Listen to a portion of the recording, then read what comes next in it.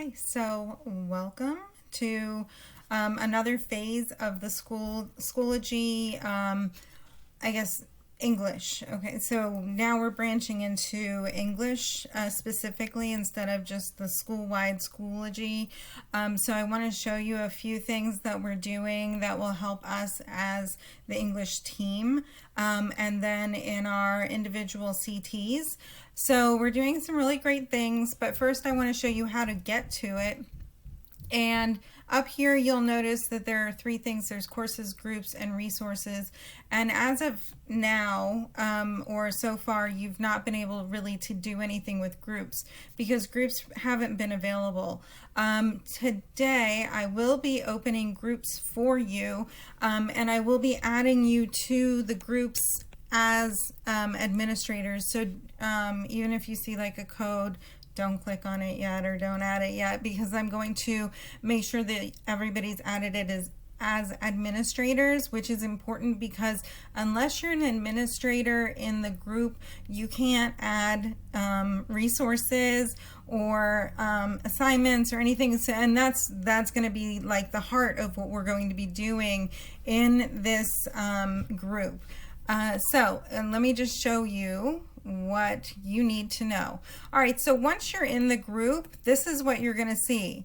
So I'll give you the code. You're going to see WSH English Department, and then you'll see this little, I guess it's like shield with a star, and that's when you know, yes, I've made it. I'm an administrator.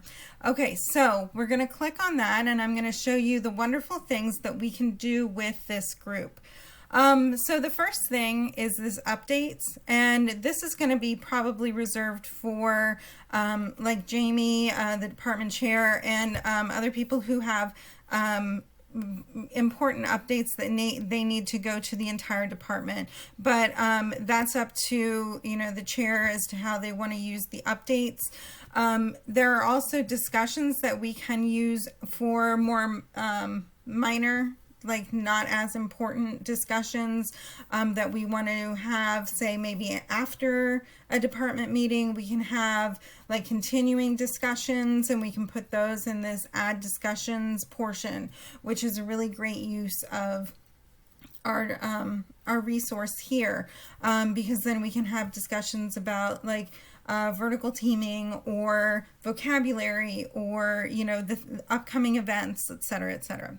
Okay, albums over here, that's for pictures, camaraderie, if anybody has any media that they want to add just for the general view for the whole department, but that's not necessarily like a thing that we need to use all the time.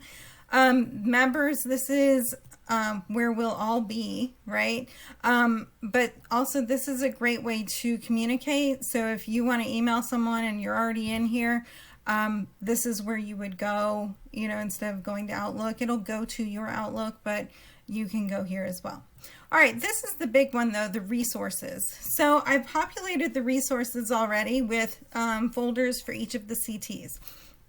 Each CT has its own color, so that we can at least keep it separate, make sure everybody knows, like, okay, I'm in blue or green or purple.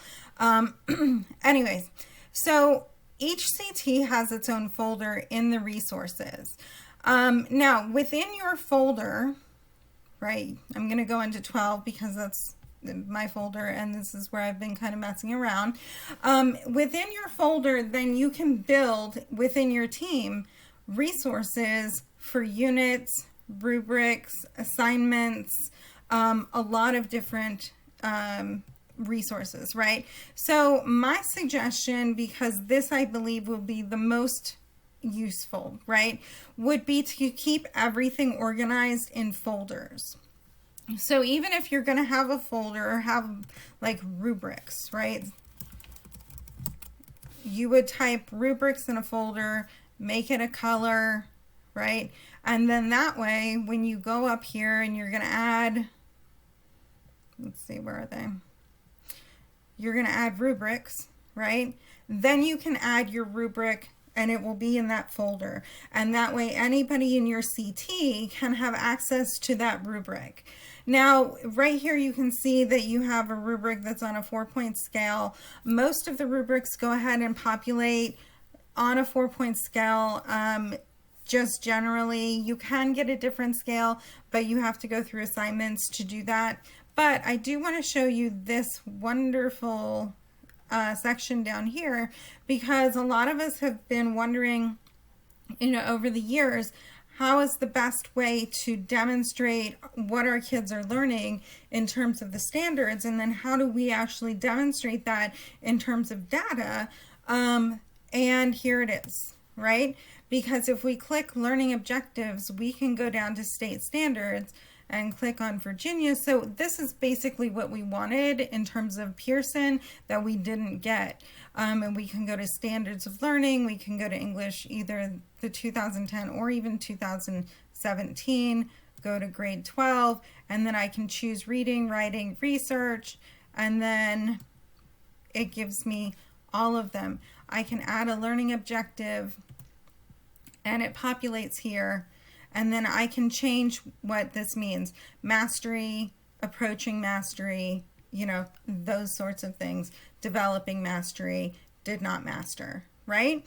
So you can put that in there, and then when you go to the student data later, right? When you go to the student data, you'll be able to see for every question, even if you wanted to add learning objectives to every question of your assignment or your test or whatever, or just a general assignment, you can see where the student fell on the, the spectrum for the learning objectives.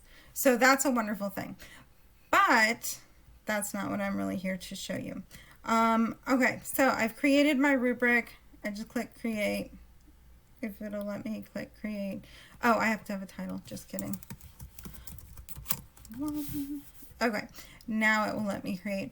Okay, so now I have rubric 1 in my resources. I can come back here and go back to my CT, and I've got a rubric up here.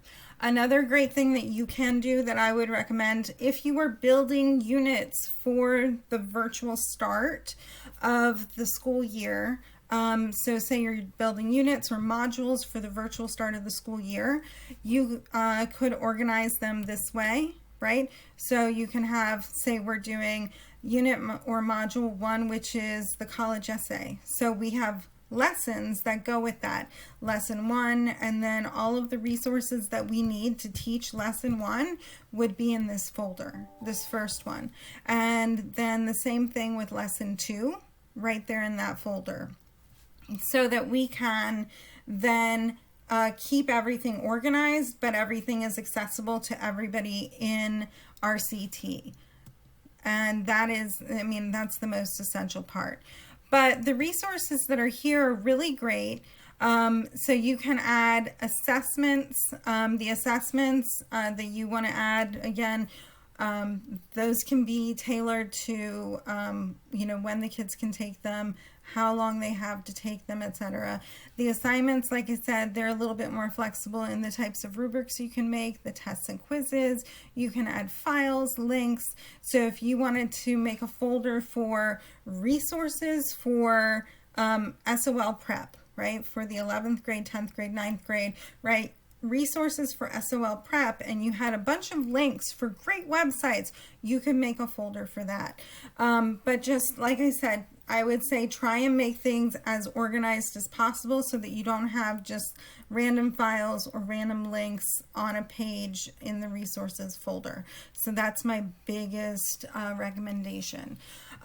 So now that you have a quick overview, I would say if you have any other questions or concerns, or if you want like a one-on-one, like just walk through with me, email me, and I'll be happy to help you in any way that I can, because I know that this is new. It does seem kind of exciting though, the program, the LMS, because there is a whole lot that we can do with it. So again, please let me know if you have any questions. I'm a resource. Julie's a resource. And we're here to help you with whatever you need. Okay? Awesome.